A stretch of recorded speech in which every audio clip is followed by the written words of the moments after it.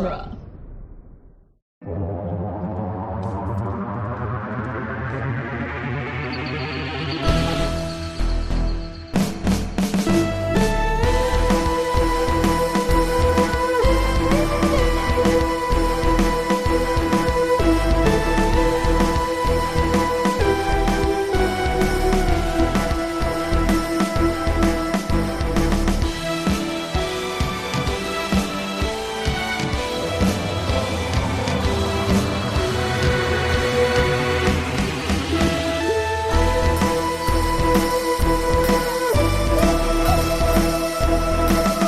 Hello and welcome back to the Doctor's Companion presents Doctor Who The Long Way Round, the weekly podcast where we review and discuss every episode of Doctor Who, one doctor at a time. I'm Scott Corelli.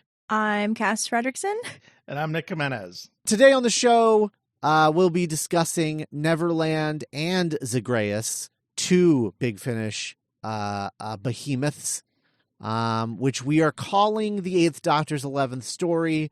May be controversial. However, my feeling is that they lead one right into the next one, and I think that it would be difficult to really discuss them separated by seasons of Long Way Around.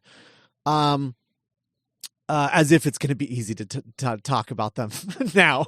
So we're calling this the 11th story from the Eighth Doctor.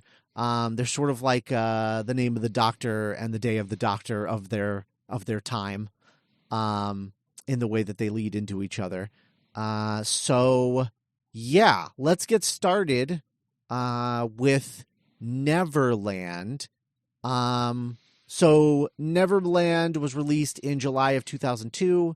It's written by Alan Barnes, directed by Gary Russell, and is considered the finale of what is now sort of referred to as season 1 of the Eighth Doctor and Charley adventures.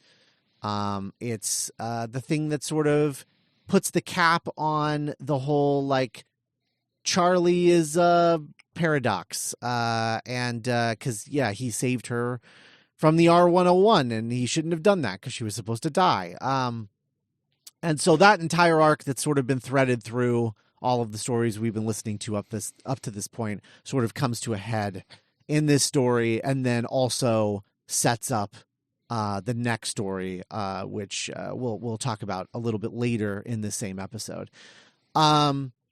So I guess, I'm going to get into the plot, of which there is a lot of plot in Neverland.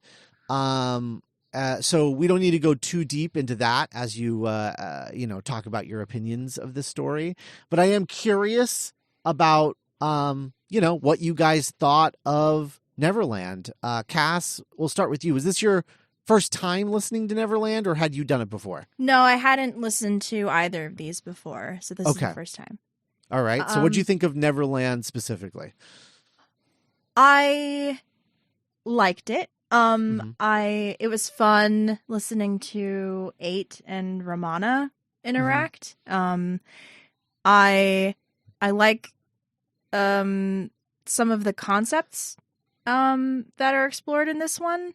I think it gets a little away from itself, but not as bad as Zagreus. And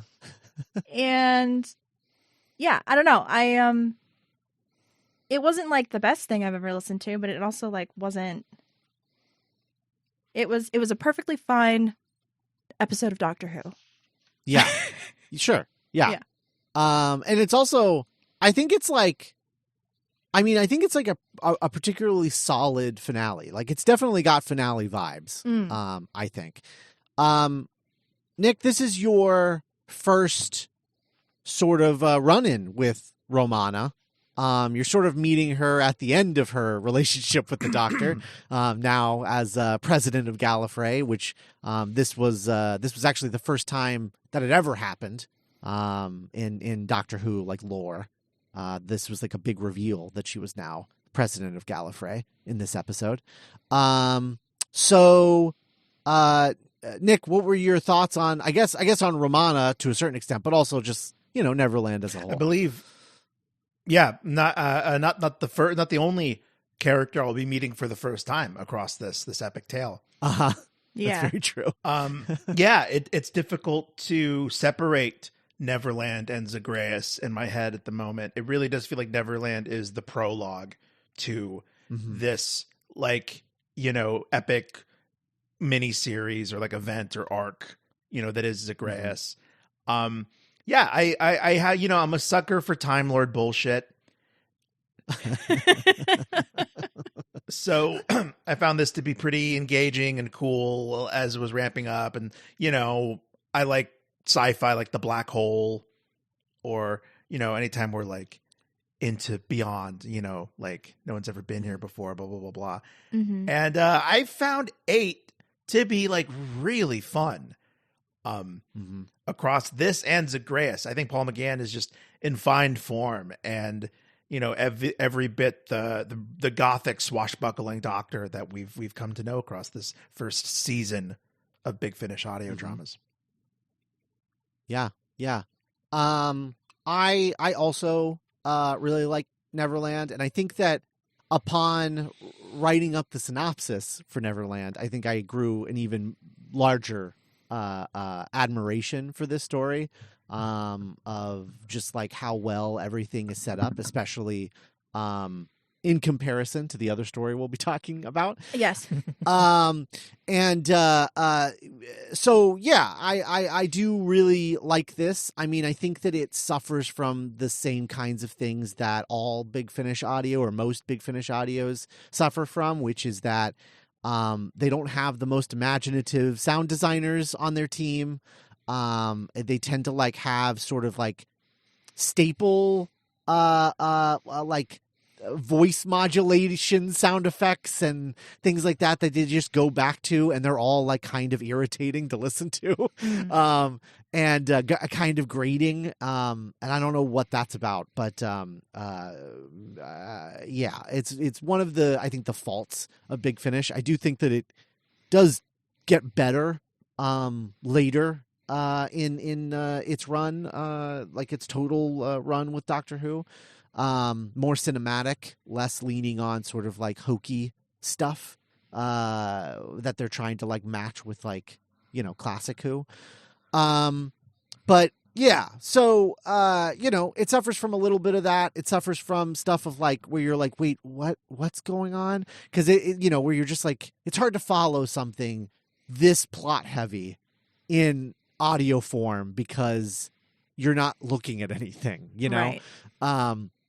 So it can be tough to follow, definitely, especially, something that is this plot heavy. But yeah, I do really like it. I think it's really well done. It feels big.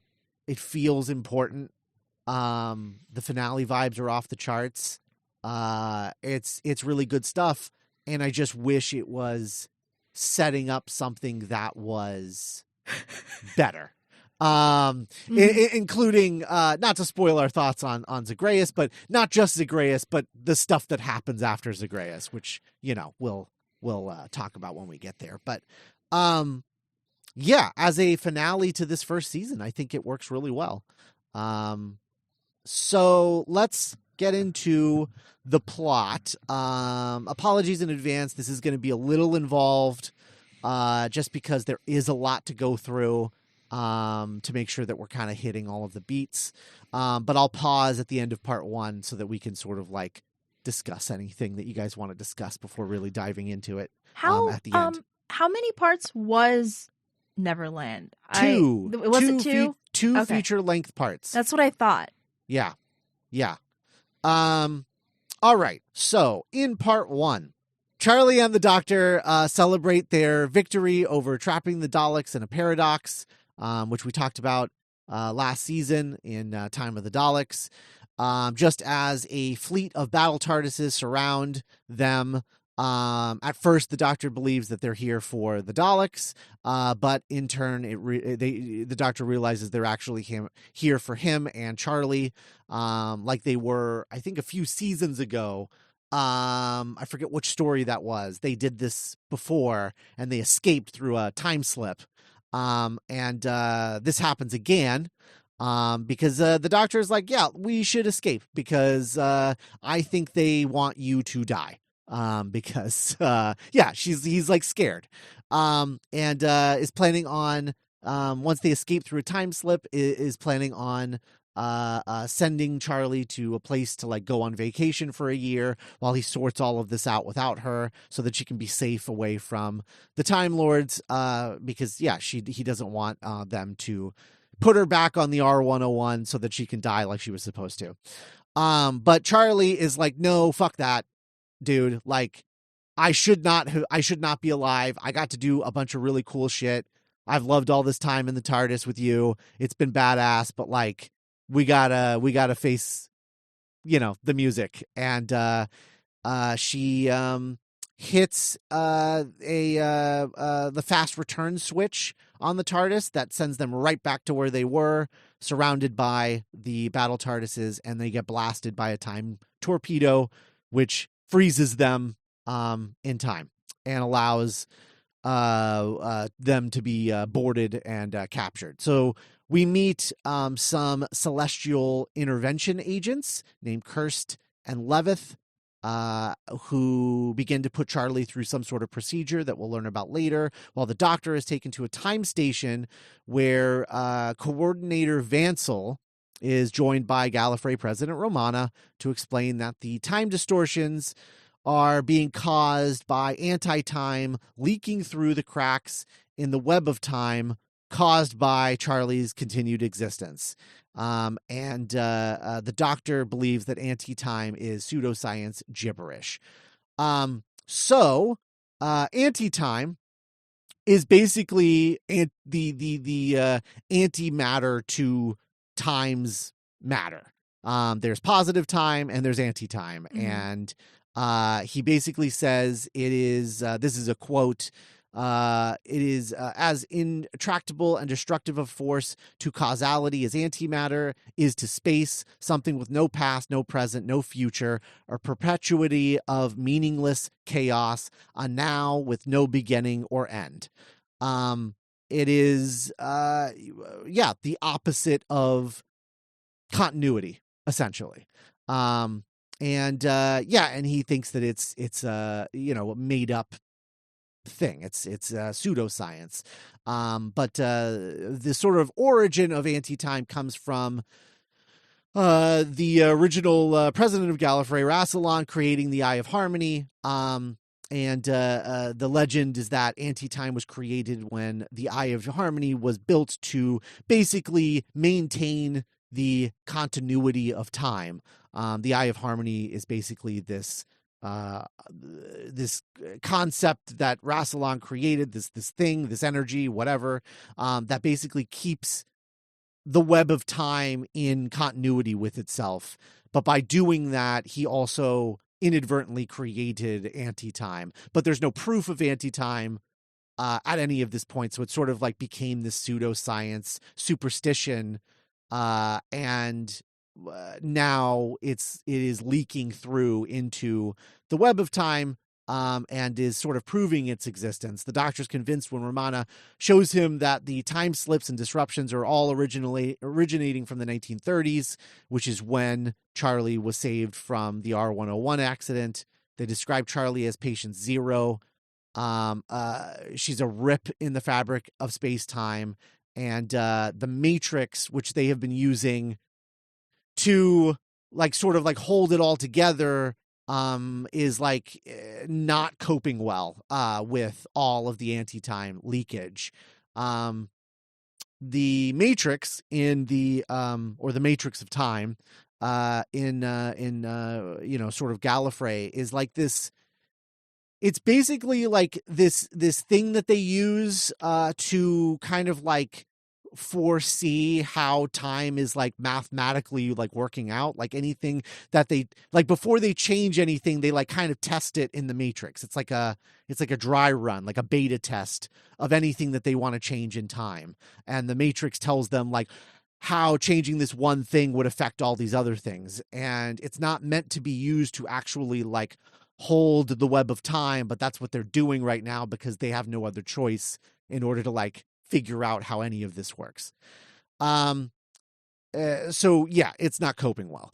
And they're empty. The Doctor is brought into the Matrix and shown exactly what the future holds if the time disruptions continue. And he's shown a world where Gallifrey is in ruins and Romana is a cruel imperatrix.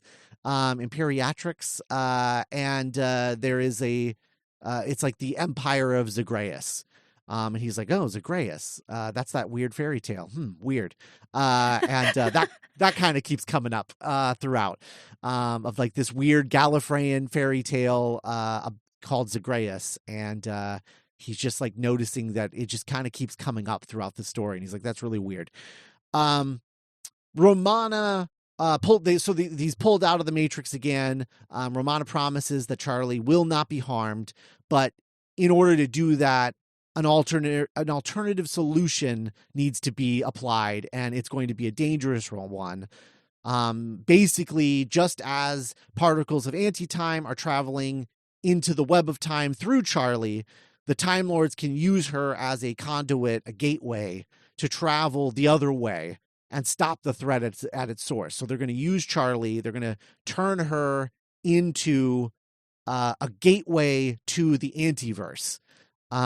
And that's what Kirsten Levith, the other two CIA agents, it's so stupid that it's actually called the CIA.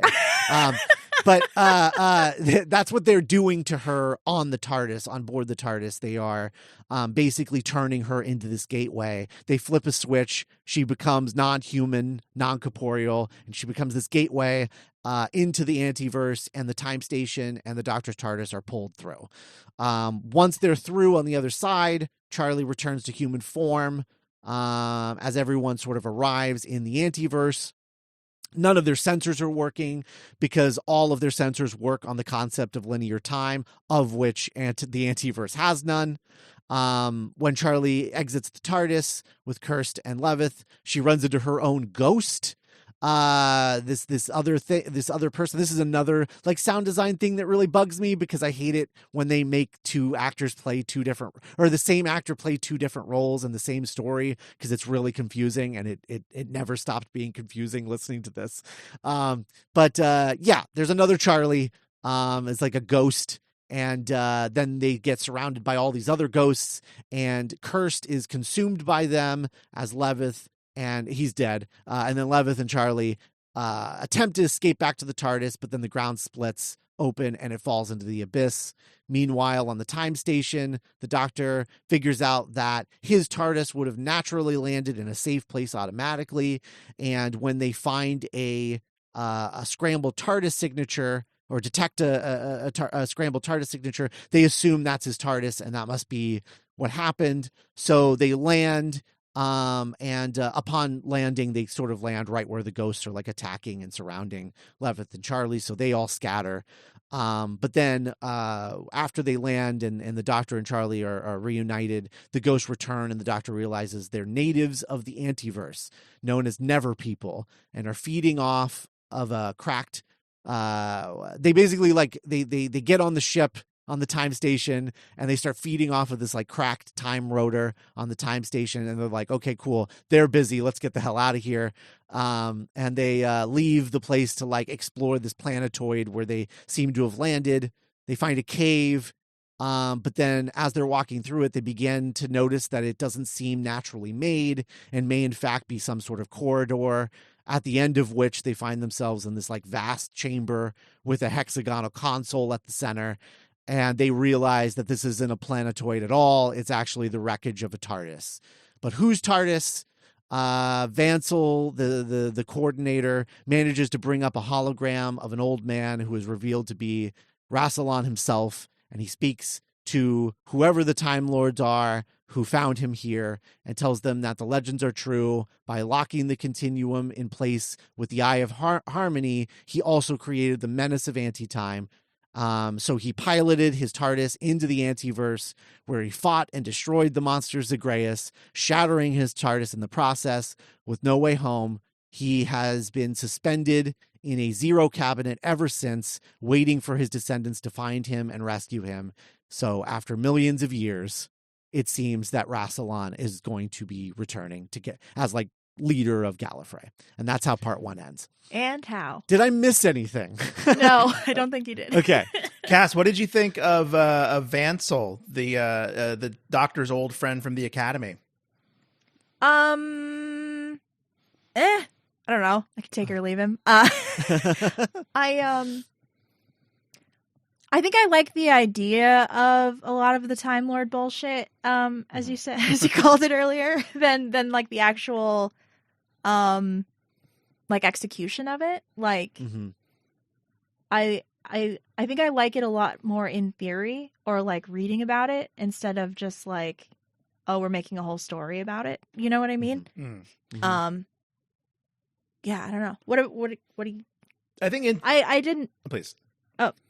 I don't know. Like he serves his purpose, and I kind of wish that spoilers he had a better end. That's true. But I think in theory is a good way to put it, because I got like Peter Pettigrew vibes from just like, or Percy Weasley, just kind of like, oh, he was like the squeeb, he was like the little, because the Doctor is just, it's almost like a reflex, him belittling him and insulting him. Yeah, like bullying him. Yeah.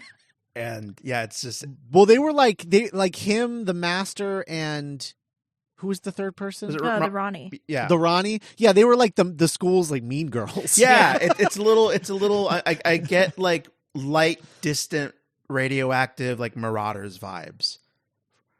Sure. From that whole thing. And again, like it's less than the sum of its parts. But anytime we get a little morsel of like Teen Doctor, Time Lord Academy years, I perk up a little bit. Yeah, for sure. Yeah, I mean, it's so funny because we were just talking about this. I don't remember in what episode, but we were just talking about the concept of a TARDIS, the wreckage of a TARDIS being like, turned inside out into a planet. Yeah. And then boom, here it is in Neverland. Mm-hmm. What did you guys think about that reveal?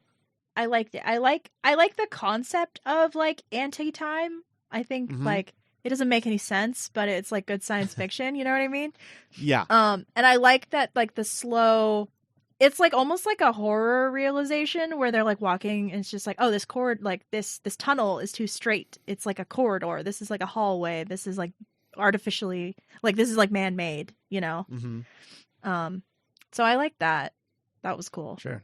I found it a little bit like, the ambition. I guess what I've learned, my taste might be like beginning to develop when it comes to Big Finish, is like doing things that aren't possible in live action.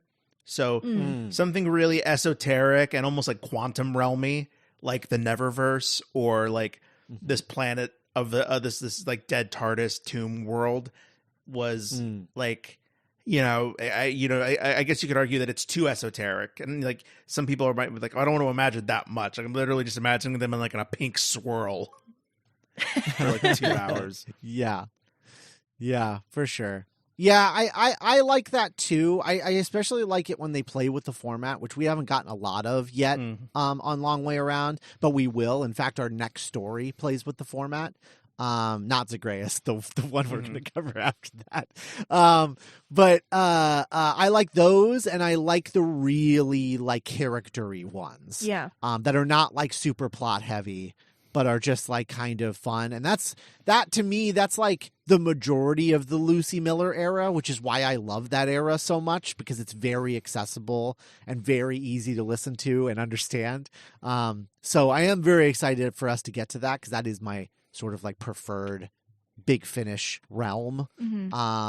But I agree. Like it is interesting, like, and sort of, I don't know, respectable, I guess, to hear a story like this where they're really shooting for the fences. Because, this is 2002, so the show isn't back yet. So there's no one telling them what they can and can't do with this IP right now. Right. As far as they know, they are the architects of Doctor Who at this point, So they just get to do whatever they want. And so it's just really cool seeing them really shoot for the fences. Sure. And I definitely think they do that in Zagreus, which is, I think, what made it a more entertaining listening experience to me, potentially, as we get into it, is it's like, wow, they're really going for it. Yeah, that's true. I think now might be a good time for the listener's sake, before we go any further, to kind of explain Zagreus as a concept and what it is in Time Lord lore, because they talk about it a lot, even in Neverland. Yeah, so it's a fairy tale. It a is nursery rhyme, a really dark a nursery, nursery rhyme. Yeah, like a really messed up nursery rhyme. Zagreus sits inside your head. Zagreus lives among the dead. Zagreus sees you in your bed and eats you when you're sleeping. That's the first half. Do you have the second half? No. At one point, there's like 4 verses or something. It's like the night before Christmas. Yeah. So it's like this thing, this creature, almost Cthulhu-like, that's waiting at the end of time. Right. Okay, here we go. So that was the first verse. Here's the rest of it. Zagreus at the end of days, Zagreus lies all other ways. Zagreus comes when time's amaze, and all of history is weeping. Zagreus taking time apart, Zagreus fears the hero heart. Zagreus seeks the final part, the reward that he is reaping. Zagreus sings when all is lost. Zagreus takes all those he's crossed. Zagreus wins and all it cost, the hero's hearts he's keeping. Zagreus seeks the hero's ship. Zagreus needs the web to rip.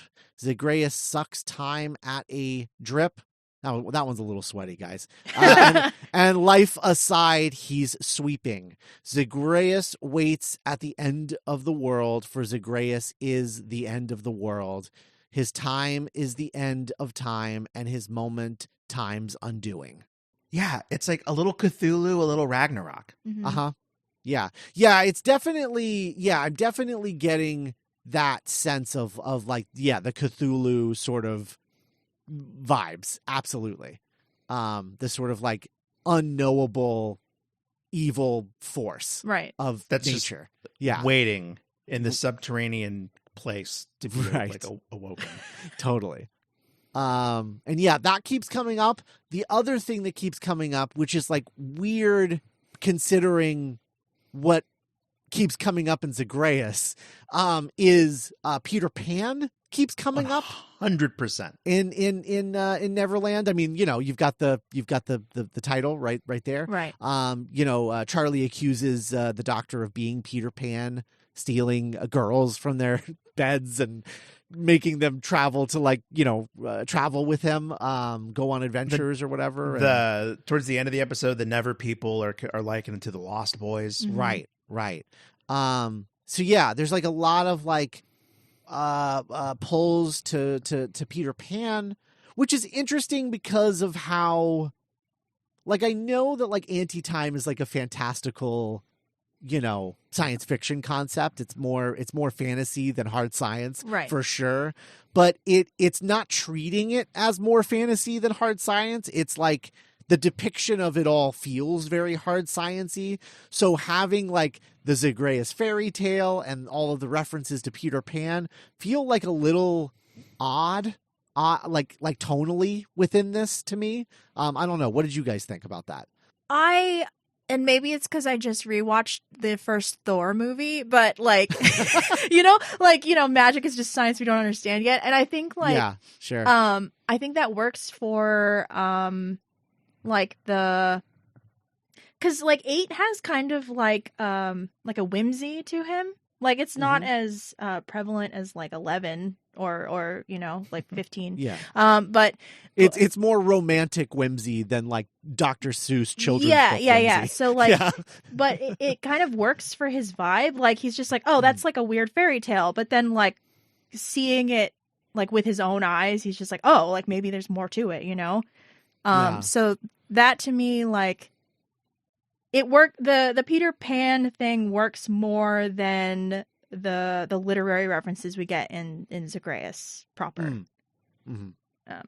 Well, what's so interesting is that, like, now going, because so listeners, Zagreus, things kind of shift gears, and the whole episode is filled with allusions and outright, like Ready Player One like fan service to the works of Lewis Carroll, the poetry of Lewis Carroll. Right. Mm-hmm. And There's this, and I agree with both of you that it's half baked, but there is this interesting part at the very end of Zagreus where alone in the TARDIS, the Doctor is like going through his books, and he's like, "Oh yeah," and J.M. Barrie is one of the books that he like calls out. In addition to Lewis, and so, but then he calls out authors that aren't in either of these stories, or so it goes back to it feeling half baked, which is like, why just these two? Is it like just one for each story? But I agree with Cass. It does kind of fit the story, both of you, the storybook whimsy vibe. But yes, it doesn't feel fully formed as like a thematic arc or whatever. Yeah. Umbrella. Yeah. It just feels like something they like vaguely noticed and was like, oh, yeah, I this would wish- be a nice setup for what we're doing in Zagreus, you know? Yeah, I something. wish that like they just picked one, you know? Totally. Yes. That's one absolutely. of my, we'll get there. Yeah. Like, this could be Wonderland and then Zagreus could be Through the Looking Glass. Right. Or something like that. Yeah. That makes sense. So then, okay, so let's talk about part 2. So in part 2, Vansel is absolutely fucking hyped out of control that Rassilon is alive. But the Doctor just doesn't buy it. He's like, this doesn't smell right. There's something messed up about this. The Never people show up and they claim to have taken Rassilon's Zero Cabinet. Nick, the Zero Cabinet was the thing that, I don't know if you remember this, but in the Fifth Doctor's first story, Castrovalva, when he was having that like really rough regeneration and they stuck him in that casket thing in the TARDIS for him to like heal better or like get more sane. That's cool. Yeah, that's what the Zero Cabinet is. That's cool. I wasn't confused about it, but that's nice to know that it appeared in a live action episode too. Yeah, totally. So they've got the Zero Cabinet and they're negotiating its return with Vansel. Basically, they in return for that, they want the freedom to enter and traverse the time stream, and feed on nummy time stuff, but this would also require Charley to permanently become a gateway between the two universes, no longer being human, just being a gateway between universes, and in addition to that, they also want a Time Lord to stay behind in the Antiverse as a show of good faith. And we quickly learn that Vansel is a Rassilon fundamentalist loyalist. Totally agrees to all of these terms, and in fact nominates Romana as the Time Lord to stay, because who the fuck needs a Time Lord president when we got Rassilon, baby? Hashtag Rassilon was right. Yes. And the Doctor's like, oh, cool, real dick move. This was your plan all along, wasn't it? And I was like, how in the world could any of this been his plan all along? I thought that was like a really weird moment in the story. What's his nickname for him? Pug Nose? Yeah. Or like something like that. Yeah. He has a very low opinion of Vansel. Yeah. Already going in, but yeah, it's like, the idea of this, and I think that is later proven not to be. They do the thing they're doing in Disney movies now, where like he was a jerk, but this outside force infected his soul and made him be more evil. But this turned out to be some kind of grand machination that he's had for. It's not a planned coup. So Romana, trying to keep her dignity, is like, all right, fine, so be it, and is like escorted to a trial with the Never people, and we learn that the Never people want revenge for this thing called the Oubliette of Eternity, which was a chamber once used to disperse criminals found guilty of high treason in Gallifrey, which erases them from the timeline completely, but they don't cease to exist. Instead, they're basically transferred to the Antiverse, and now they become these anti-people. So all of the Never people are essentially like Time Lord victims of the Oubliette. And so they're not actually natives of the Antiverse. Romana thinks that this practice has been outlawed for centuries. Right. but it's turned out that there's been like secret dispersals going on in her name behind her back. Right. This is the Never People spokesperson, the one in Charlie's form, who identifies herself as Centris. She explains that she was the 217th coordinator of the CIA, and like all Gallifreyans, she believed that this dispersal concept, this oubliette, was an abominable punishment, and would only ever be used under the most extreme circumstances, but had never been used, clearly, because we would remember it, except they wouldn't, because if you did that, those people would cease to exist, and therefore the circumstances of you using it would have never existed. So it sat there seemingly having never existed, or never been used, but in fact had been used over 200 times in less than a year during Centris's time as coordinator. And unable to live with herself, she cast herself into the oubliette and ended up surrounded by her own victims, condemned to the universe of anti-time with no way out until the Doctor opened the dimensional breach by saving Charley. Giving President them all Romana. hope for the very first time. Yeah. It's a cool way to like tie it all back into the RS-17 or whatever that the R101. The R101, thank you. Yeah. We meet two Never people who were childhood friends with Romana. Yeah. And Romana's like, I think I'd remember two childhood friends. And they're like, no, dumbass, you had us dispersed, and now we're here in the Neververse. And she's like, so we never existed, even though we were in my best name. buds. Yeah. And then that's when she realizes that, like, Romana was like, we will remember this injustice, and like it won't happen again. And they're like, yes, it fucking will. It has. You've done it so many times. Like, that's the thing. This whole concept reminds me a lot of The Beast Below. With the button, they push the button to torture the space whale and then forget that they ever did it, and they're like, I would never do that. And it's like, no, you literally have hundreds of times.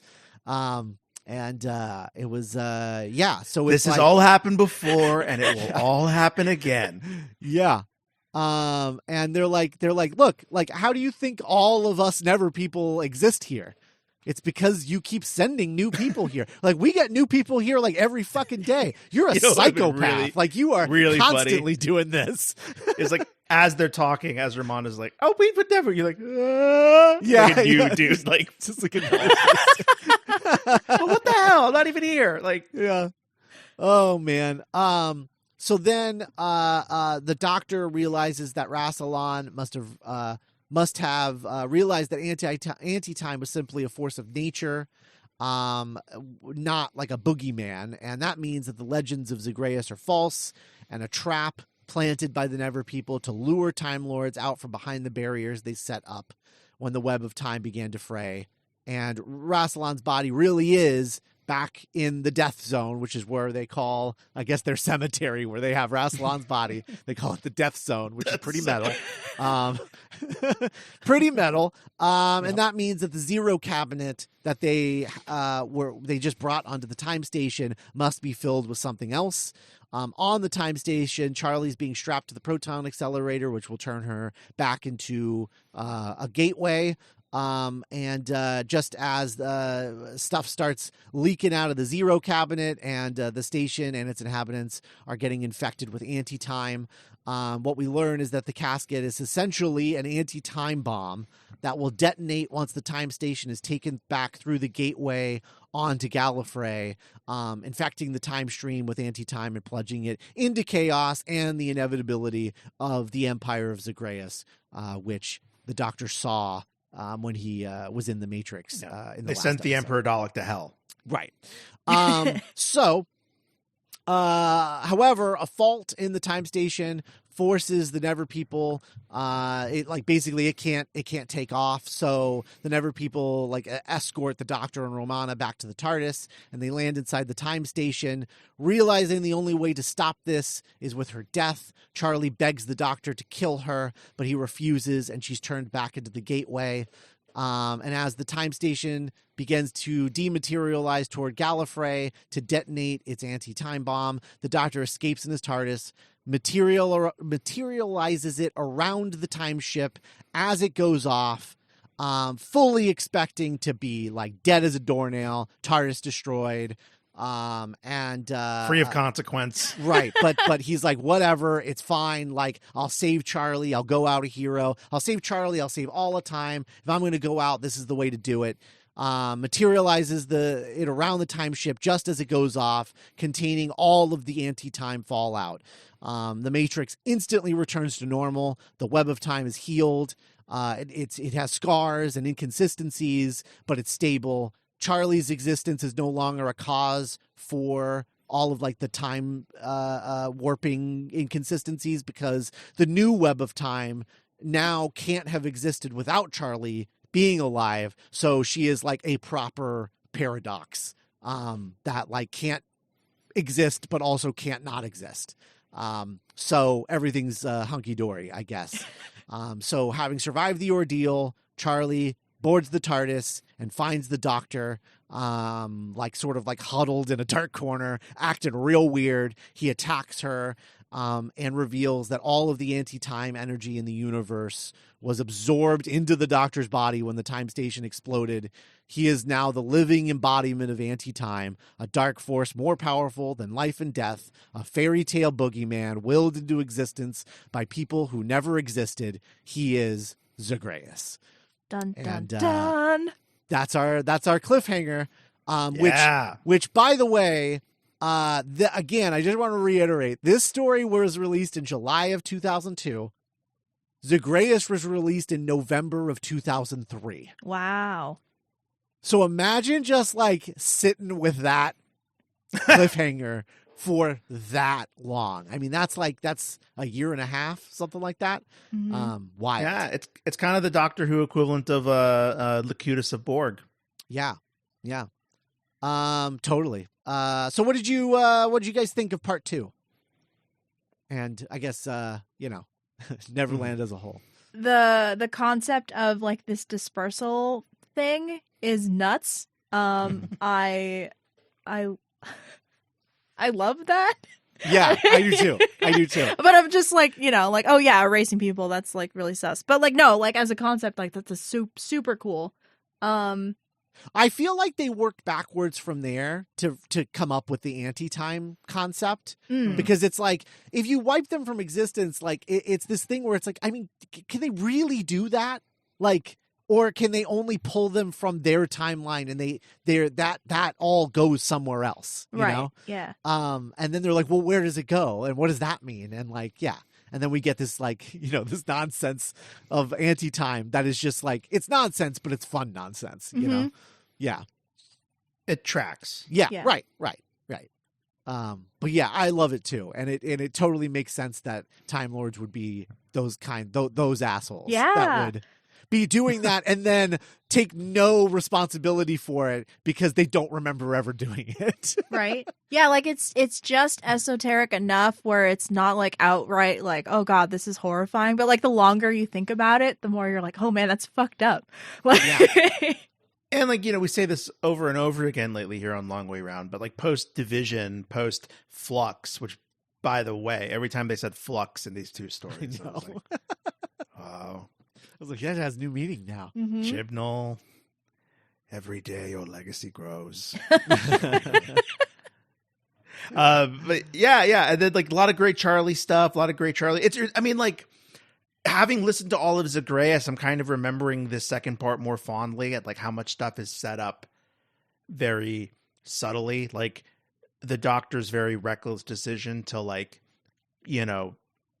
kill himself and absorb all of the anti-time juice, that ends up having consequences in Zagreus that he didn't plan on having. Mm-hmm. Yeah. the Doctor tells Charley that he loves her. True. Mm-hmm. That's important for Zagreus. Yeah. I think Neverland is a really, really great finale. I feel like it would be borderline impenetrable for like people who hadn't like built up like a a sort of. Well, like, I had that. Yeah. I had that thought too of like who. It's almost like who would be listening to this that isn't a nerd, Right. You know? That's true. That's very true. Yeah. Yeah. But even so, I feel like you have to build up like a muscle of like how to listen to a Big Finish audio specifically too. Mm-hmm. You know? Mm-hmm. Yeah. It's like a combination of both of those things. You have to be an enormous Doctor Who nerd and also have had already listened to a whole season of these, I guess. Yeah. And, like, trained your ears and your brain to like absorb all of this. Yeah. It's because it's hard for me even still sometimes in these earlier Big Finish stories. But yeah, I think it's cool. Like I could picture like all of this, playing out probably a lot more simply, more explanatory, in like a live action context. And I'm like, yeah, this would be a pretty badass finale, to be perfectly honest. So I'm into it, really into it. A lot of people die. I didn't mention all the deaths because I was I just be listing names that like no one has any real context for. Yeah. The one CIA agent that is sort of Charlie's familiar through a lot of it. I think she ends up dying. Yep. She gets infected with anti-time and then like sacrifices herself or something like that, right? Or something. No, I think she just dies. She just dies? Yeah. Vansel, they pull a Hawkeye with, yes. where as soon as he's free, he's like, now I can't wait to follow. I would die for you, President Romana. In fact, I will. And then he like sucks himself out. Yeah, right. That's right. That's right. Nick, did you like Romana? It's unfortunate that she's in sort of somewhat of an antagonist role. Yeah. For a lot of this. She's like the president that's like, I'd watch yourself, Doctor, or you'll find yourself in the dungeon. But then like as things became dire, she shifted back into companion role so effortlessly. I think she even wields the Sonic at one point towards the end of this. Yeah. I think I got kind of like I can imagine what your vibe is as a companion. Yeah. She's more playful. They have more of like a almost like a screwball, like Odd Couple kind of vibes in when she's an actual companion on the show. They bicker a lot, but it's like playful bickering. It's not like super antagonistic and annoying. Right. And I think that I found her to be pretty like sympathetic, honestly, throughout this. In just that, like, she's got responsibilities. She found out this horrifying truth about what not only what past Gallifrey has been doing, but also what she has been doing. Yeah, or her government at the very least. Yeah. Right. And like the ramifications of that. And so, yeah, I don't know. I found the whole thing like very cool. And I thought it was cool of her to just be like, yeah, I mean, I get it. You like your companions. Like, we're not going to kill her. Don't worry about that. Yeah. Like, we're going to figure something else out. Like, and I was like, okay, that's pretty cool. It would have been so easy for her to be like, no, fucking deuce out, Charlie. You're going back and you're going to burn for the sake of the timeline, Mm-hmm. Mm-hmm. Oh, there was a scene that I really... It's so interesting for me to think about now because at the time, so part 2 ends right before he makes his fateful decision. The Doctor has a heart-to-heart with a vision of Rassilon. Right. Yeah, there was this moment earlier where he talks about how like he met all of his heroes and they're all assholes and it sucks. Yeah. Omega, Rassilon. Yeah. And Morbius. Right. And so he's talking to this ghost version of Rassilon that it's like, I'm keeping myself alive at the last instant and I'm kind of like a ghost. And I just wanted to let you know you've made Papa very proud. I've seen you in all your adventures and I just think you're the best. I just think you're really great. And the Doctor's like, wow, Rassilon, my lord, I'm so proud to know you. And I'm like, what the fuck is this? Rassilon sucks. Like, Is this before we knew that he sucked? Is this kind of what we thought Rassilon was back then? Yes. But So what we learn, but from my brain, what we learn about him in Zagreus, I was like, I knew he wasn't nice. Right. Oh, my instincts were correct. Oh, so that was like my experience. But That's funny. But yeah, he was thought of as like a George Washington, basically. Sure. Prior to us learning that his teeth were not wood, but actually made from slaves' teeth that he pulled one by one.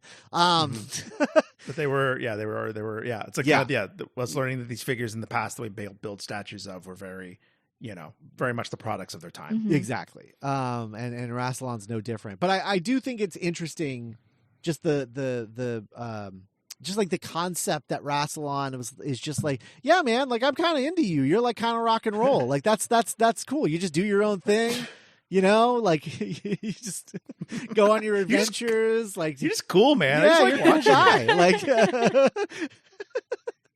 I like your hang loose attitude. Yeah. It's pretty funny. All right. So let's skip forward 18 months to November 2003, when Zagreus, written by Alan Barnes and Gary Russell, once again directed by Gary Russell, was released. This is the 40th anniversary special, as well as the 50th Big Finish Doctor Who release. So this was like a big, big deal. It included every single performer of a Doctor Who companion and doctor to have worked with Big Finish at the time of production, though most performed roles different from their usual ones. And this story actually marks the only appearance of Elizabeth Sladen, who played Miss Lime in this story, in the main range prior to her death on April 19th, 2011, and her only audio appearance with a doctor for Big Finish. I believe, if I'm not mistaken, the plan was that she was going to be doing like the second season of the Fourth Doctor adventures that they had just started. Tom Baker finally came back, and she was going to be his companion in the second season, but then she died before that happened. So the only Big Finish stuff she had done had been like Sarah Jane Adventures, Big Finish audio stuff. And that's it. So this is the only time that she interacted with any of the doctors. Who's Mrs. Lime? Yeah, I don't even remember who that is, and that's really sad. I know that that's her credit. I don't really remember either, to be perfectly honest. Was she like the lady who was telling Charlie's mom that Charlie needed to go to bad kid school? Maybe. Was that a vision? Maybe. Because a lot of this episode takes place in the memory of the TARDIS listener, and so old faces of the past are playing unfamiliar roles. Mm-hmm. Yeah. I'm not sure. Maybe we'll run into her as we're talking about this. But in any event, Cass, will you do us the honors of describing as best you can the plot of Zagreus Part 1? Okay, I think you said to keep it short and sweet, so I yes. Yeah, I couldn't do that with Neverland. There was right, too much. Yeah. Okay. So my understanding of Part 1 is as follows. Yes. So Charlie runs away from the Doctor, who's now possessed by this entity called Zagreus. She eventually encounters what is revealed to be a part of the consciousness of the TARDIS itself. And this consciousness presents as the Brigadier, which was delightful. I don't remember Charlie interacting with the Brigadier. Maybe that was one we skipped. The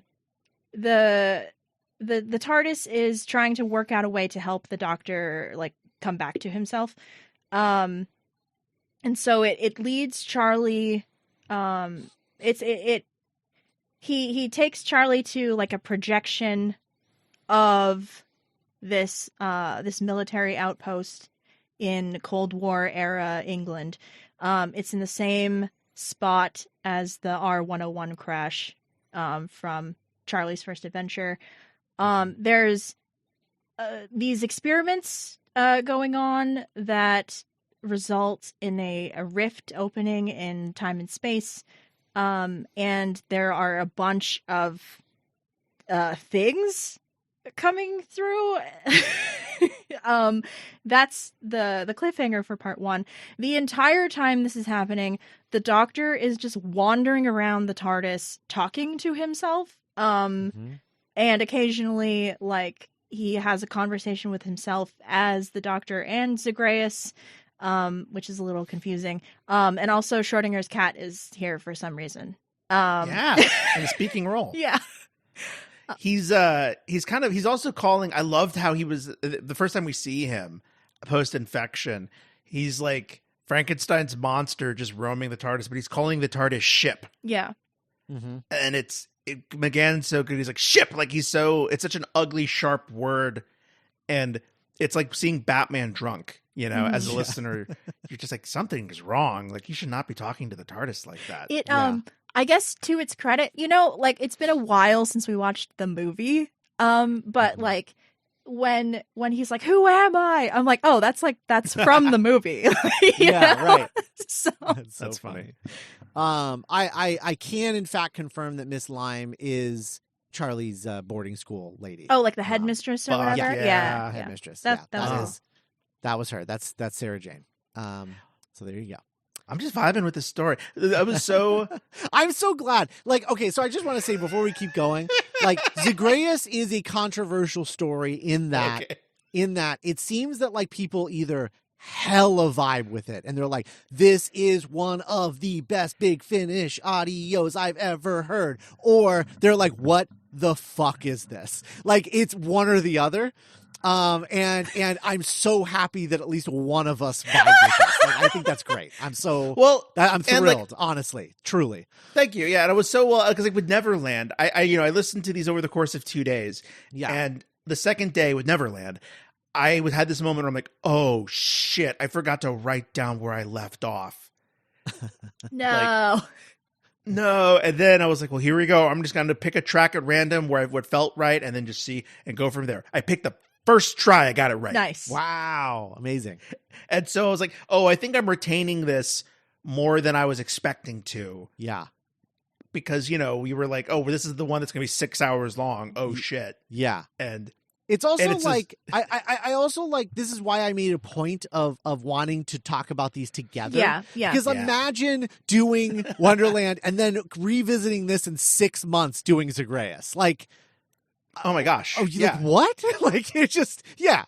They're so connected, especially with the Rassilon stuff and the anti-time and all of that stuff is just so connected. No, Scott. Yeah. Like, if I can compliment you, I think you curated this experience very savvily. Well, great. And thank you very much. I'm glad. Oh, I know it was a lot of listening, yes. but I'm glad that it was worth it. Because I wrote my summary immediately after listening to part 1 because I was like, I don't know how I'm going to feel in like 3 hours. Sure. There's a character introduced. He's like a reverend that's at this military base, and he's important later. But yes. No one else matters. Right. Yeah. No. And like, I thought about, so kind of the hook of this episode is you have so many different beloved actors playing new characters that we'll get into. Or so you think. So we think at first. Yeah. No, they really have their cake and eat it too by the end. Really cool, actually. And a really cool. I couldn't help but think about what a like internet burning, fandom dividing experiment it would be to do this in live action. Like, imagine for like the 70th or whatever anniversary is next. Imagine if they brought back Matt Smith, Peter Capaldi, Karen Gillan, Jenna Coleman, and they were all playing totally different, sometimes antagonistic and cowardly characters. Yeah, true. Well, but what's interesting is like, in a way, they sort of did that with the curator, like in a way where it's like, yeah, it's Tom Baker, but like, it's not the fourth Doctor. It's like he's another, the curator. Yeah, but he's here, right? Like, everybody clap, like he's here, but it's not. But he's not playing the Doctor, right. Which is kind of interesting. Yeah, for sure. We get Brig, the Brigadier Lethbridge Stewart, perfect example. He appears as he's kind of playing the TARDIS for the story. Yes, playing. Before Idris there Idris, was right. there was this. Yes. Yeah, we can finally make that correction on the Yeah, show. yeah. We kept referring to that as Astrid because Astrid is a anagram of TARDIS, and yeah. that's what sticks in my brain, and not yeah. No. I just keep wanting to say Astrid because it makes more sense to my brain. But Yeah, and our brain only Idris. has room for one famous Idris. So it's an interesting concept, but it really is like, you kind of spend this first episode like, where is this going? Like, Sure. like I just listened to like 70 minutes of this and I don't know what any of this means. Yep. And I think that that's what loses people, who have listened to this and don't care for it super much. It's just like they weren't like vibing and they were like trying to make sense of it, and none of it makes sense until like literally you end it and you're like, oh, okay, now I get it all, But yeah. This early on, it's pretty like, I guess I'm just writing this out and trying to see what it's going to be. And you're either capable of doing that or you're not. And Nick is very lucky in that he was capable Apparently, of doing that. I am incapable of doing that. Because Yeah. I don't know. Maybe it kind of helped. It is very esoteric, very like dreamlike, almost David Lynch. Like we're in the memory of the TARDIS, and now it's the Sixth Doctor, but he's a vampire. Was that part That's one? part No, two. that's in your Is that- part. That's that's the not one that part you're two? about to Okay. describe. Oh, so in this one, in Yeah. part one, we get a lot of Charley wakes up, right? Mhm. From whatever, from being slapped open, mom slapped by the Dr. Zagreus. Yeah. And she is being walked by hand by her mom, and she has a copy of Lewis Carroll, like the complete Alice companion or whatever. Mhm. Right. And she's like, oh, this is all kind of weird. I remember this. Who played Dr. Stone? I like Dr. Stone. She was the one who was working. That's Nicola Bryant. That's Oh, she was great. Perry. yeah, Perry. That's Perry. Yeah. I thought Perry was the food tester. She's also the food tester. Nice. Okay, well, see that to you guys' yeah, point. she's got range. I liked her as the scientist. Dr. Stone. Yeah, Dr. Stone. Yeah, she kind of had Lorelai Swift vibes a little bit. Mm. She was just like, "Hey, how are you? I'm the doctor. This is blah, blah, blah." Yeah. So tell us what happens in part 2. Part 1, by the way, was called Wonderland. Part 2 is called Heartland. So tell us about Heartland. Oh. Yes. Yeah. Gosh, you're right, Cass. Yeah, like the doctor's talking to a talking cat for a lot of this. Yeah. He's like in which is only known because he says that he is. Yeah, Because we can't he's just see like- anything. It's he's just like, another "Cat." voice. yeah. Yeah. Cass, you're gonna say something about Schrodinger, the cat? Oh, I don't know. No, you can talk about part 2. Okay. So yeah, we open with part 2, and again, like it's a little disorienting, and like I can imagine listeners, I don't know, it's kind of like a Metal Gear trolley kind of way of like, wait, like what is reality? Because you have a bunch of characters you've never met before meeting at some point in Gallifrey's history, talking about the need to like they're gonna break into Rassilon's like workshop, and it's Colin Baker playing a high priest named like Tesbet or something, Patesh, Tepish. and Yeah. Tepish, Yeah. and Nicola Bryant is his royal food tester / like companion for all intents and purposes. Right. Bonnie Langford, aka Mel, is like a maiden, like a time lady, I guess. Uh-huh. She's supposed to be one of the sisterhood, right? The sisterhood of Karn, because they talk Yeah. about the Yes. Yeah. You're totally right. And then this whole time Charlie's being led around these memories by the TARDIS, who is taking the form of Brigadier Lethbridge Stewart. And then there's that part where the doctor is just like cutting down trees, but then it's revealed that Colin Baker is a vampire, and they kill Bonnie Langford's character. And this is kind of a sequel to a conversation we had where like it was the Karn episode, right? Where we mentioned how vampires played an important part in Time Lord lore. Mhm. Yep. Is this so do they ever make an appearance like on the show? in one story. I think it's a Fourth Doctor story, right? Mm-hmm. Mhm. Yeah. State of It's Decay, I think. Yes. I think Yeah. it was kind of it's like a proto time war. Would you say, Scott? Yeah, I think so. Mm-hmm. Mm-hmm. The vampires were the original Daleks. Yes. Boom, love it. And we this like secret history is revealed that the Never people were like frightened. Rassilon was frightened of them and the power that they could grow to have. No. Those are not the Never people. These are Those aren't totally the Never different people? No. Who are they? They're the Divergent. The Divergent like- are not the Never people. It's The like Divergence- it's like a branching timeline, right? Like an Yeah, alternating okay. like an alternate timeline. Well, So what Charley is? yeah. Well, no. So it's okay. The Divergence. Oh my God. Okay. Because like they like Rassilon is threatened by their existence because they like their existence like undermines his like Time Lord authority or something, right? Like right, because there's a they would have risen to power after the Time Lords, and then but he's he was like, there is no no after the Time Yeah. Lords, bitch. Yeah. You guys are going into a time loop called the Divergent Universe, and you're going to stay there and live without any kind of time or anything.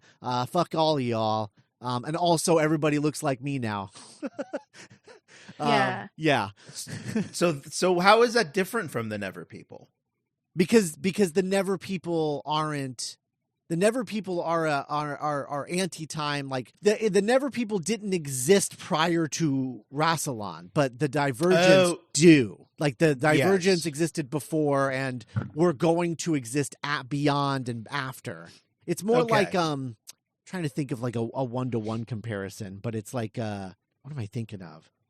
I feel like I remember like something that we watched that was like where the bad guy was like, oh, I need to. The reason that I'm bad is because I have to stop these people from I have to kill this person before they kill me because they're destined to kill me. Oh, Madam Web. Yeah, right. There you go. Yes, it's Madam Web. That's what it is.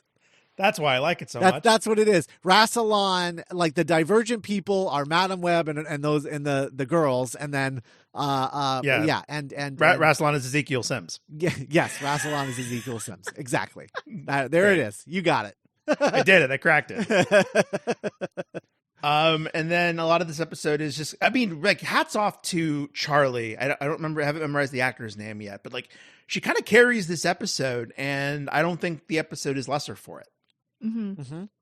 With her being the protagonist. So we're kind of following her through just hell nightmarescape after nightmarescape.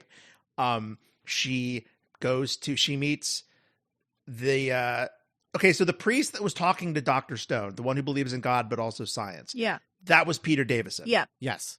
So he is the first doctor that we meet playing an unfamiliar character. Right. We meet one in each part. No. Because 6 and so 7 are in we 2. meet Colin and Sylvester in Yeah. 2. Okay, Yeah. that's right. Well, yes, yeah, you're totally right. Yeah. So then later, Charley appears in the scene that we saw earlier with Colin Baker as a vampire, Mm-hmm. but now they are perceiving Charley as Rassilon Mm-hmm. because this is all a TARDIS memory. It's like a cutscene inside of the TARDIS, but it's like a cutscene that you are inside of, like in Ready Player One. Right. And so Charley is like, no, yeah, that's right. I'm Rassilon. Like, explain to me, like, you're acting very strange, Rassilon, almost like a bitch would. Anyway, Colin Baker's voice ages like a fine wine. It does. He is such a delight to listen to this whole episode. Yeah. Yeah. I also just like how playful they're being with like how everybody hated Colin Baker, you know? Like yeah. yeah. Well, yeah, I mean, there's a lot of fun stuff, especially in part 3 when they really start to like interact more. Yeah. The craziest part of the episode, arguably, which is saying something, Charley appears in a war where everyone is like talking animals. Mm-hmm. She is a general mouse. There's a duck, and we later learn these are all animatronics, and they are waging some kind of animatronic civil war against like fairies and stuff. But like the fairies were also animatronic, right? Yes. Yes. and a lot of crazy. And oh my god, the Brigadier is like a dodo bird that can fly. Yeah. Mhm. There's a part where like they're going over plans, and Charlie's like, "Wait, Captain Dodo can fly? Of course, Captain Dodo can fly. That's the whole point of Captain Dodo." The kids loved that he could fly. And they're looking for the animator. Mm-hmm. The whole point of this war is this like figure called the animator is supposedly like waiting at the end. We have to like kill him. A man named Walton Winkle. Walton Winkle, aka Winky. Uncle Winky. Uncle Winky. And so they defrost Uncle Winky, and it is revealed to be none other than our old friend Sylvester McCoy. Mm-hmm. In full on like quirky Disney, like a weirder, more unsettling Walt Disney. Uh-huh.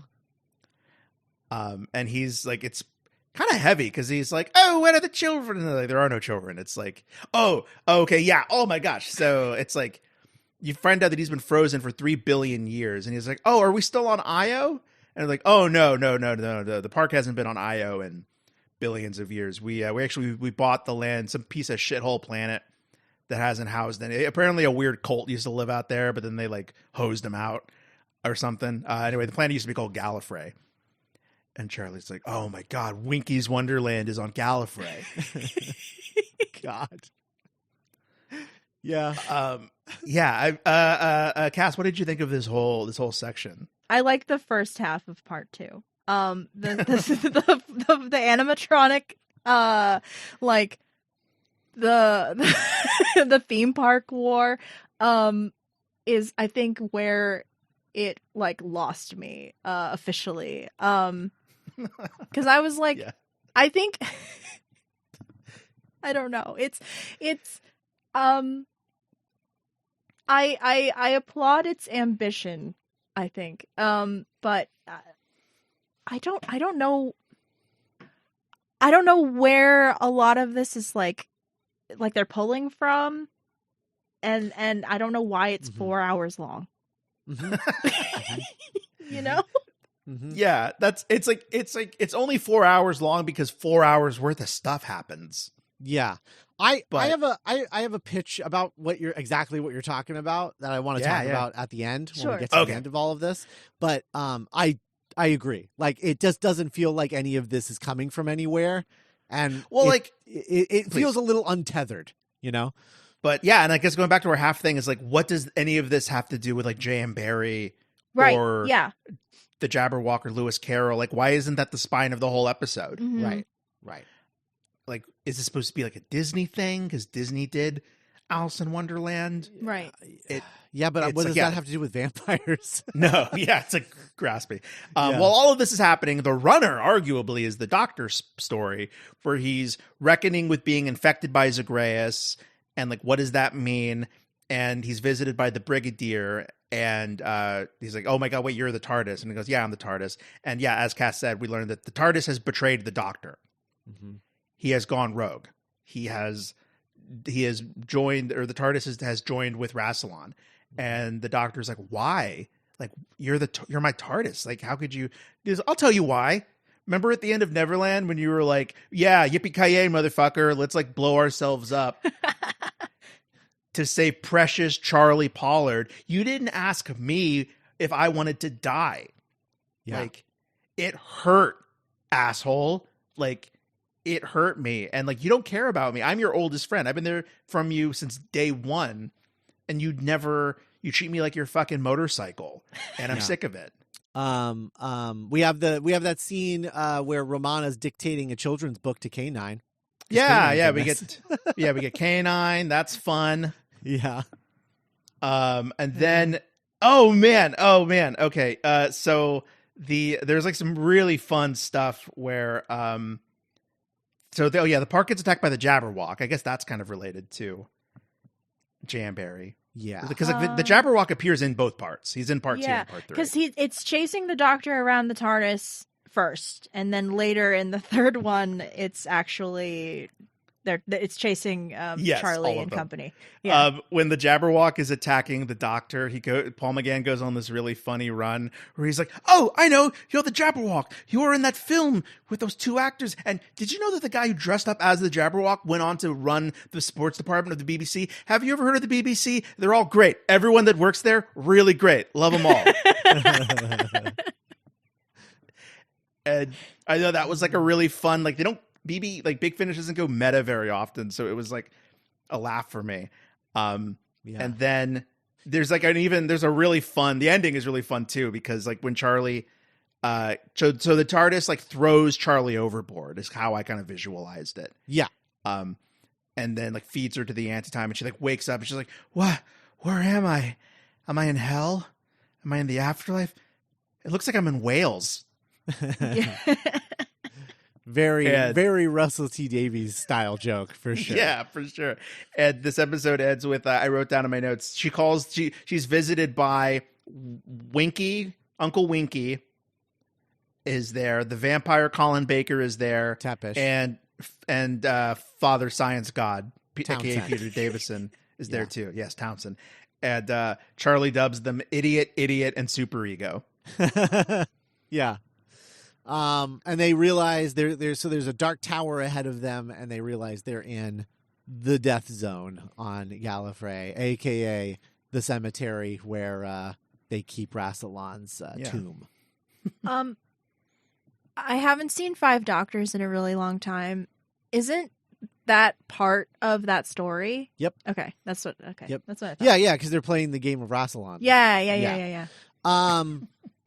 So then in part 3, Romana, Leela, and K9 also they like transmat to Rassilon's tomb, and Rassilon like speaks through Leela, and to sort of leads them to like a matrix simulation of the Dark Tower in ancient times, and then like Charlie tells Townsend, Tepish, and Winky that they are like Zagreus's recreations of the 5th, 6th, and 7th Doctors, and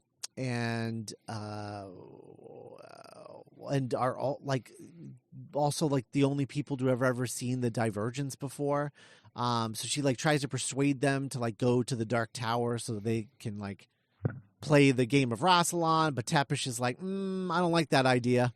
Colin Baker. I'd rather sleep on this big pink pillow. Yeah. But then the Jabberwock shows up, and Charlie like subdues it by reciting some poetry, and then uses it to fly them to the Dark Tower. And I guess this is what I was like. The actors, the 3 actors are having. You can hear how much fun they're having playing total inept, cowardly fools. Yes. And this is when I was like, gosh, yeah, imagine how many fans, how annoyed they would be to have like Peter Capaldi and like Matt Smith playing like fops like Jonathan in the Mummy movies, you know? Yeah. Okay, but I would love that. Yeah, I would too. So through Leela, another character that Nick hadn't met before, until now. You're gonna jam so hard with Leela, my guy. Yeah, I'm getting like big Barda vibes. Yeah. That's You know how you always say like I wish we could get a companion that was just like a wildling, was just like crazy. Yeah, that's her. That's like even more than Jamie. Yeah, that's Leela. Yeah, no, she's like literally feral. Like... Yeah, she's feral. Yeah, that's the word that he always uses. He wants a feral companion, and we had one. It's Leela. Is. Yeah, you'll get her. So Rassilon through Leela is basically like demanding Romana resign from the presidency in favor of Zagreus, who, he's using the sort of like possessed doctor of Zagreus to be like kind of his assassin because he wants to like kill off the Divergent universe, like everyone in the Divergence. He like creates this sword. Yeah, he melts the TARDIS. Yeah, he melts the TARDIS into this sword. that he's like, yeah, this is gonna kill all the Divergent people. And this is going to be the sword of Zagreus, and you're going to like, yeah, it's going to wreck house. It's going to be my rule. steal. It's gonna be so metal. Yeah, we're going to take this thing. We're going to take the sword of Zagreus to the death zone, and we're going to just do the most metal shit imaginable at the Dark Tower. Doctor Who. Yeah, Doctor Who. Yeah. So then, but then, the possessed Leela attacks Romana and K9. K9's head gets knocked off. The Jabberwock crashes into the Dark Tower. There's a booby-trapped chessboard that is like the part of the game of Rassilon, and so they basically have to play like a giant chessboard, like in Sorcerer's Stone.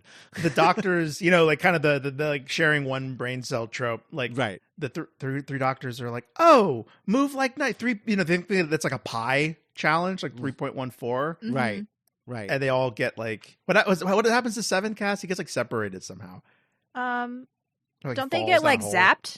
Oh, he there's like an Indiana Jones style booby trap, and there's like a stake. Like he gets like speared to the wall or something. Yeah. And then Charlie's like, "No, you're stupid. It's literally chess. You have to move this way on the squares." Right. So then they make it through, and then they find Leela attacking Romana, and Charley knocks her out. So then Rassilon and the Brigadier, sort of like avatar or whatever of the TARDIS, have like chained up the Doctor and are going to like torture him. And then that's when like the TARDIS Brigadier like is like, like, you fucking betrayed me, you asshole. You love your companion more than me. I'm your companion, bitch. I'm your wife. Yeah, I thought our relationship meant something, you fucker. I think that's kind of why your angle that you're describing is why it worked for me. It didn't feel like, well, the TARDIS would never. It was like, oh well, no, she's like, asshole. Like if this is what it's going to take for you to like, you need an intervention. Mm-hmm. Like you need to prioritize me. This is a relationship. And then, so then back in the Dark Tower, the doctors and K9, a new K9, they like rebuild. They like put his head back on. Real quick, there's this one kid I bet that made me laugh. I think we passed it, but like Romana's talking to K9, and he's like, and she's like, oh, and like, and you have to go on without me. And she starts to say, yes, mistress. Like, don't argue with me, K9. So good. So they find a secret entrance to the Foundry, which is where Rassilon and the Doctor and the TARDIS are.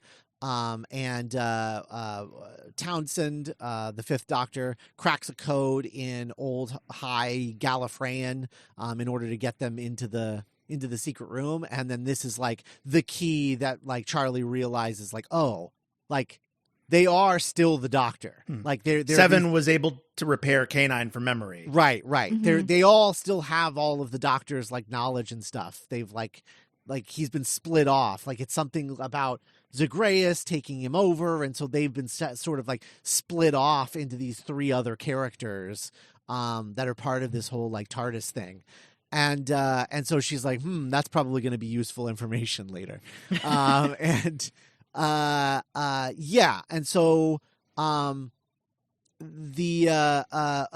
so then this is where they create that sword out of the molten TARDIS like shell, and watching the TARDIS sort of like melt down, Rassilon believes has destroyed the Doctor's sanity and allowing Zagreus to like take full control. But the other doctors all like tell him that Rassilon's manipulate him as a weapon, and just want to use him to like kill everybody in the Divergent universe. Because they've evolved to surpass like the Time Lords, and Rassilon wants to like keep them away so that the Time Lords stay in power. It's all a big conspiracy. And Rassilon uses the anti-time sword and kills all of the doctors except for the Eighth Doctor.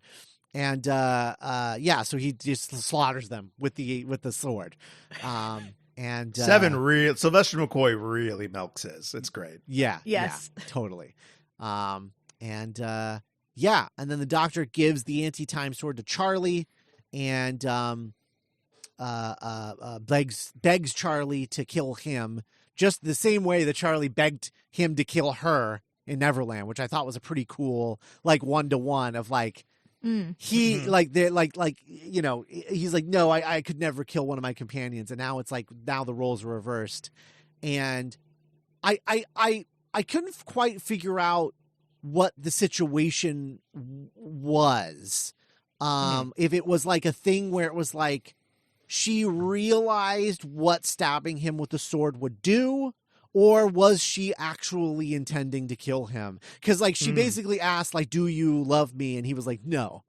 And she's like, okay, fuck you, and kills him. Well, it's like, she's like, you would never, if you really loved me, you would never ask me to kill you. Right. And then all he can say is, kill me, kill me, kill me. And then she's like, you know what? Like, you're kind of not what I thought you were. Right. Like, yeah. So she doesn't figure it out. Like, she doesn't like figure out what this is going to do. She legitimately thinks she's going to murder this guy. Yes. Yeah. Okay, cool. So stabs him. And then the Doctor doesn't regenerate. Because I guess it was like part of the thought process here was like that he would like regenerate into like a full blown Zagreus form. Is that? Because that's dark. I don't know. Like, I think because that does kind of happen. Right? Sort of. Yeah. Yeah. I don't know. But like when so basically what happened was like when Rassilon killed the weird wacky characters of 5, 6, and 7, them being all parts of the Doctor, it was absorbed into the sword, and so when she stabs the sword into the Doctor, those parts all get reunited with his body, and he's able to like overtake Zagreus because he's like got more of himself again. So they have like a scene together with the Doctor's proper. Right. There's a moment where Six's like, oh, I wouldn't have done it that way, and Seven's like, you wouldn't fucking do anything where you shit. Yeah. And so then like I guess like their presence like makes Charley realize there's still hope for the Doctor, and now like the Doctor side of him is like growing and like overcoming Zagreus, and but then it turns out like it's the TARDIS herself that is being overcome with the part of Zagreus that's inside of her, but then there's like a drink me flask thing, which. Yeah. Okay. So in part 1, when the Doctor's just like wandering around, there's like there's like this room with like this warm, glowy light or whatever, and he's able to like become lucid. And that's like the heart of the TARDIS. So like the flask is like a distillation of that TARDIS juice. Like, yeah. It's because it's kind of like you can't have anti-time without the existence of time. Like that's the thing. So like inside the evil TARDIS is just still a part of the good TARDIS, and that's what's in the little flask that he ends up drinking, and it's like medicine, I guess. Right. Yeah.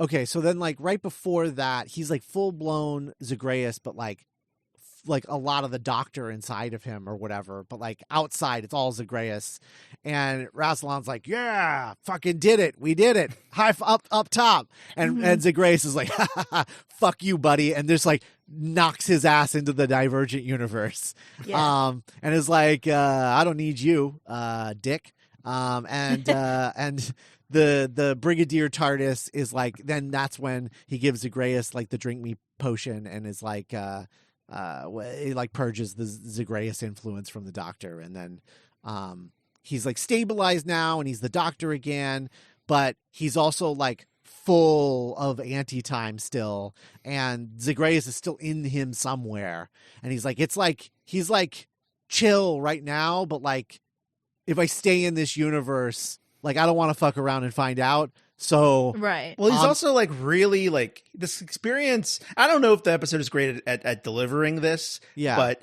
he ends the episode like very broken and cynical, and he's like, I just learned that Lord Rassilon is like a dick. yeah. And I'm so done with Time Lords and their bullshit and this whole universe. And here's this universe where none of that matters, and it's a completely new experience. Like, Yeah. I think that's where I need to go. And like, I have a question for both of you. Like, he by Charlie's own words, like he dumps her in this. Yes. Mm-hmm. Yeah. And it's emotionally pretty brutal. And is this the first of its kind in the show? Like doing like I always hated you. Go on, get out of here. Yeah, like, go get. I can't really think of like another Doctor who does that. But also, well, maybe. But like, then it feels like a breakup because she's also like, you're not who I thought you're not who you were on that first adventure. We both kind of become different people. I think. But I guess the difference is that like this isn't the end of their story, so it's like sure, yeah. Where like they definitely have not like deuced out a companion in that way. But I don't. Yeah. Well. The closest I can think of is Sarah Jane. Yeah, but like, even so, like he doesn't actually like talk to her. He just kind of like leaves her there. Right. Yeah, But it's still like a dick move. Yeah, it's like it's very when avoidant. your boyfriend, your boyfriend just speeds off in the car, and you're like, you never see him again. Right. Well, I guess we broke up because I never saw him again. Yeah. So he's like, So he's like, I'm going to quarantine myself into the Divergent universe, and I think it's for the best because like I should be there because of the anti-time shit and Zagreus and all that, but also like it seems chill there, at least chiller than all this nonsense. Yeah. And Romana's like, you can never come back. Like, you can never come back. And the Doctor's like, I don't care. I don't want to come back. Yeah. I don't give a shit anymore. And then Charley leaves, and she says, and then like leaves, and then talks to Leela, and Leela's like, there's a back door to the TARDIS, and she's like, tee, and then like sneaks aboard the TARDIS, and Romana's like comes back, and she's like, where's Charley? And Leela's like, she went through the back door, and she's like, respect. And then, and then the Doctor is like on his way to the Divergent universe and picks up Frankenstein and is gonna like read Frankenstein because that's how Storm Warning started. Was like he was like in the middle of Frankenstein and then like the events of Storm Warning. So like he hasn't been able to finish Frankenstein since he picked up Charley. Yeah. And then, not knowing that Charley's very much on board and is going to the Divergent universe with him. Which, if she had just gone to the Divergent universe to begin with, none of Neverland would have happened. It would have been fine. That's a good point. Yeah, probably. But so this is not where this is a different place than they go to in Neverland, right? Or it is? Okay. Yes. No, it's a totally different place. This is the Divergent universe. This is the place where Rassilon banished the Divergents, which is a whole group of people. Also, there's that whole thing that I mentioned, which is that the reveal that like the reason why all Doctor Who aliens look like people in suits is because Rassilon was like, I want all alien life to be bipedal and look like me. Be presented in my image. And it was like, oh, that's why they all walk around on two legs. Okay. Yeah. Which was like another like dark reveal of like bad shit Rassilon did. I gotta say, yes, Scott, I know we went into great detail about the Negaverse and why it sucks, and why we shouldn't do it and why we should avoid it. Mm-hmm. But as we wrapped up Zagreus, and I learned like, oh shit, this is why he goes into the alternate universe. Yeah, that Scott said sucked, is he needed like a break because he's like so cynical and broken from. I'm kind of down to like at least watch like listen to the first story in that Negaverse. We are. That's the next one we're talking about because it is hands down the best story in the universe. Okay. Oh, okay, cool. And it is literally just a story about the Doctor and Charley healing their relationship. Ah, that sounds great. It's fucking awesome. It is great.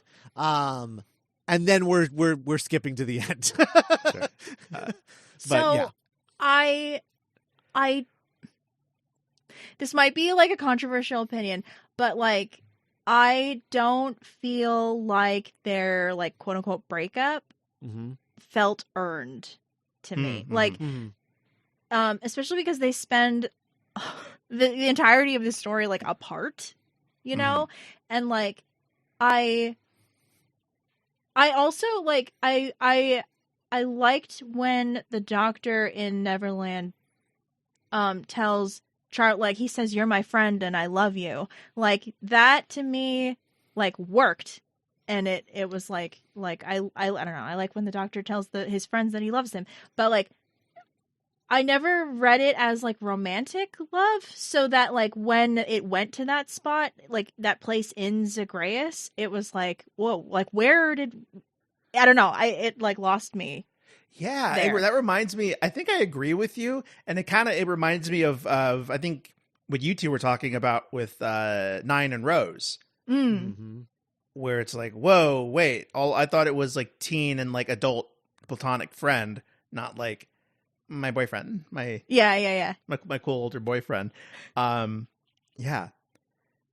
Yeah. We also get the TARDIS as a brig being like, oh, always fit girls, always fit young girls, and Yeah, okay. So I did not vibe with Zagreus. I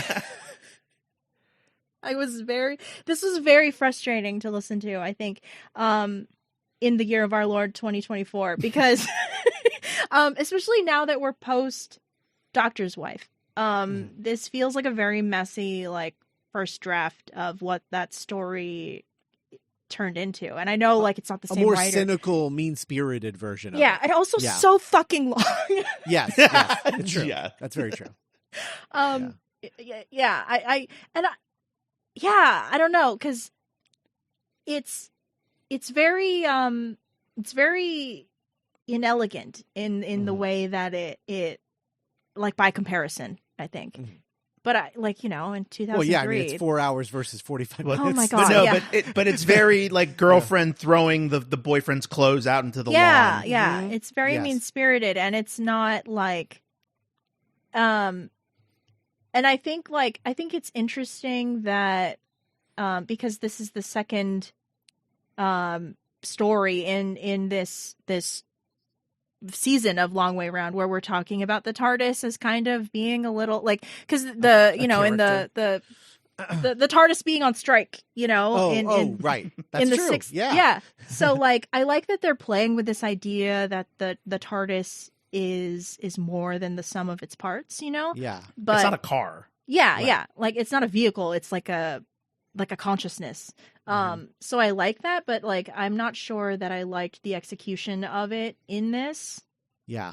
And it's competing with so much other stuff. Like that's not the only thing Zagreus is about. It's also about like Charley and Mm-hmm. like Gallifreyan politics and lore Yeah. Mm-hmm.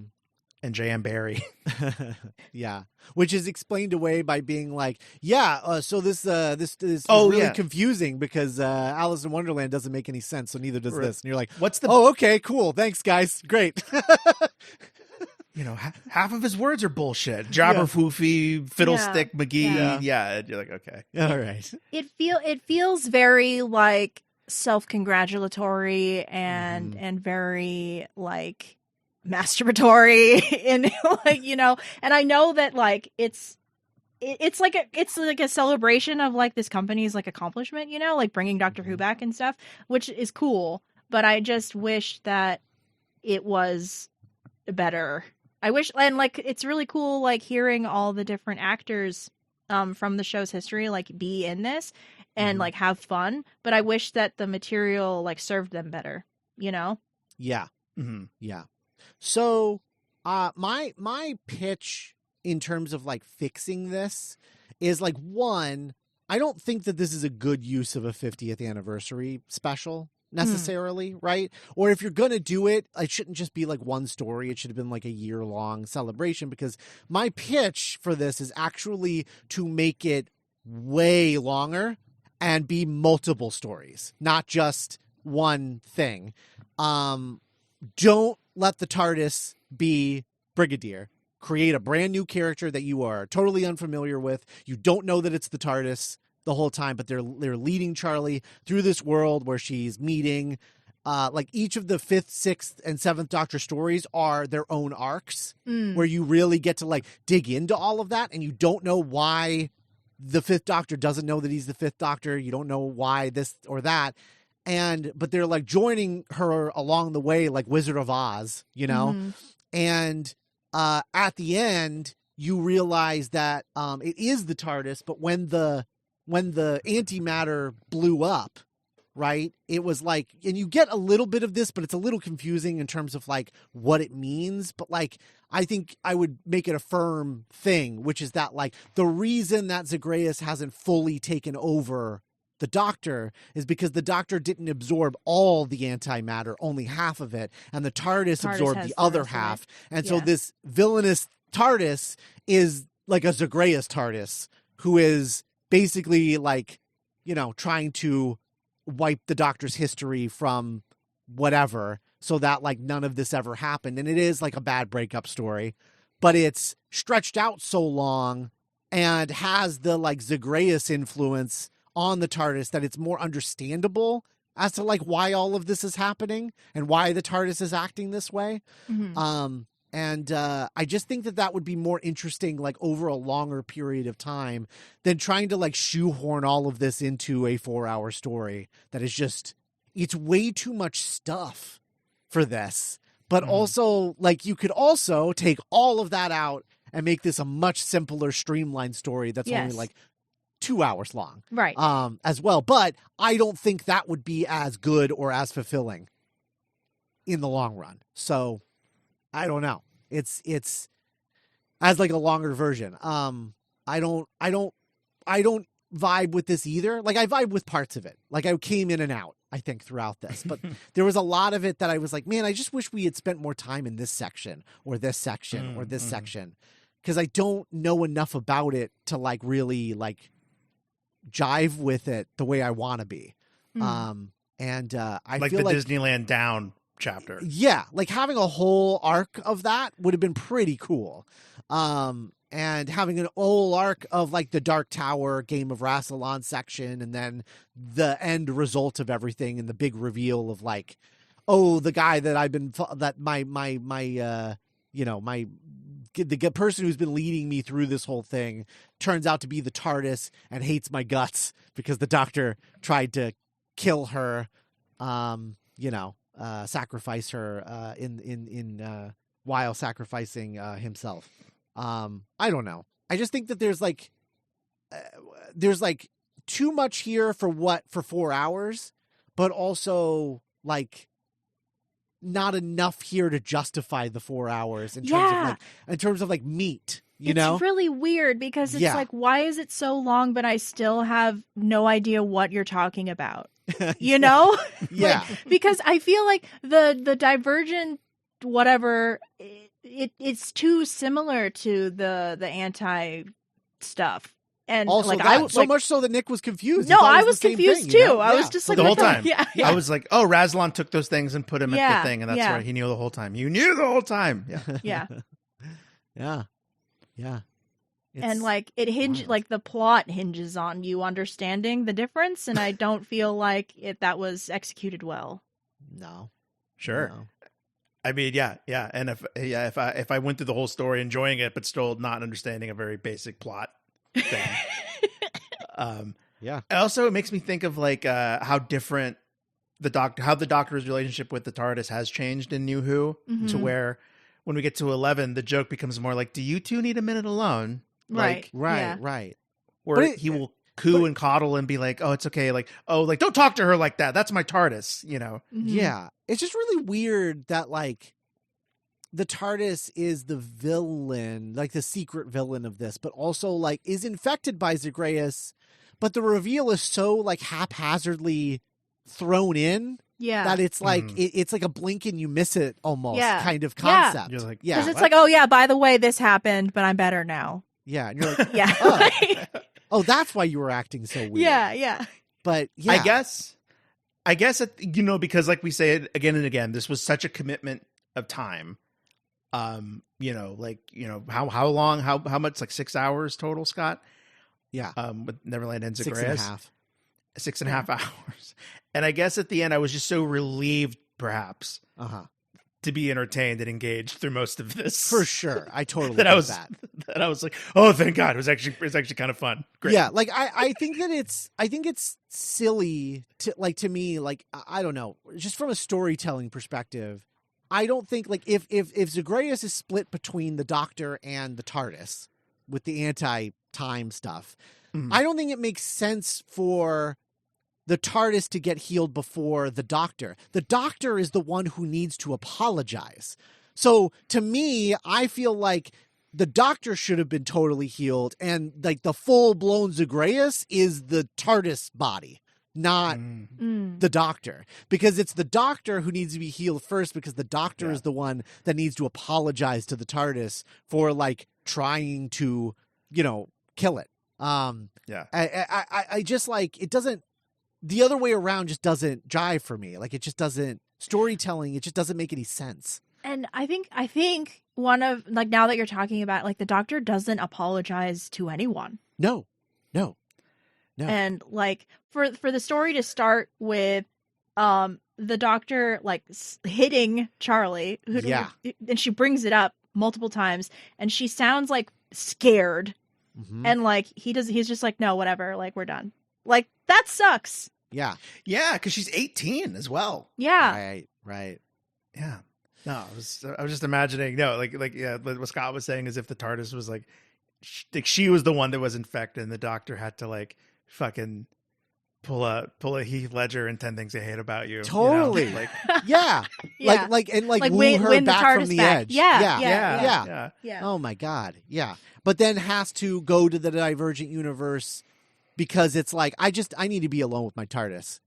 Like I gotta, and she's still kind of infected, and we just need to figure that out. But we can only do that in the Divergent Universe. So we're gonna go over there. I'm gonna heal my relationship with her. We've been hanging out with our friend group a lot, and now we just need to take a trip where it's just the two of us. That's so fun. That's such a better ending to this than like the Doctor just being like, no, actually, I'm kind of a dick. Adios, ciao. Well, he's very like moody and broody at the end of this, yes, very pouty. Yeah. No, which is cast, and I just think that sucks. I don't know. Which I love me a broody boy, but like it doesn't it doesn't really play well with all the parts adding up to that. Yeah, for sure. Yeah. One thing I will say for this story though is I now ship Romana and Leela, so like thanks for that. Oh yeah. Hell yeah. Well, I got news for you. Yeah. When they leave together at the end, they are the leads of like the sort of like they Gallifrey. have like a spin-off Gallifrey series, spin-off. right? Yeah. Which is like the West Wing on Gallifrey. Bless. Oh, that's great. Yeah, because it ends with them kind of walking side by side and being like, me, Leela, me, Punch. And she was like, I think we're going to get along just fine. Yeah. Yeah. Yeah. And then, it was just like a cool showcase for like, acting for everybody, which is great. Yeah, but at the end of the day, like we did it. We did through Zagreus. Yep. And we're that much closer to Lucy Miller, so I am psyched. That feels good too. This has been an albatross for the show for the three of us for so long that it is a relief to kind of be like, cool, we did it. Yeah, we did it. All right. Well, that is Wonderland and Zagreus. Neverland. You're right. Neverland and Zagreus. Well, you can see why I would get confused. Yeah. Neverland and Zagreus. Thanks so much for listening. Next time we speak, it will be about The Runaway Bride, the second Christmas special for the 10th Doctor. But in the meantime, check out our Patreon, duelinggenre.com/support. Join our Discord. Link is in the show notes. If you're on YouTube, like and subscribe, etc. We will see you next time. Bye, everybody.